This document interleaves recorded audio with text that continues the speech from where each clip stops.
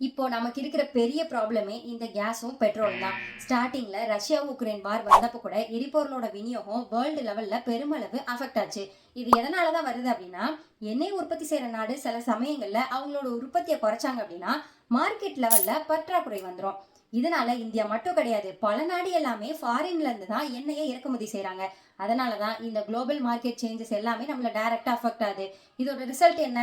Petrol விலை, diesel விலை, case, food அப்படின்னு எக்கச்சக்கமா எல்லா பொருளோட விலையுமே அதிகமாயிடுது.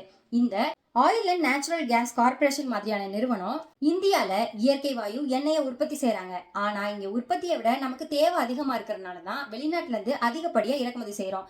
இது போதாது அப்படின்னு 2026ல மட்டுமே பல நாடு பல இடங்கள்ல ஒரே டைமிங்ல போர் நடத்திட்டு இருக்காங்க.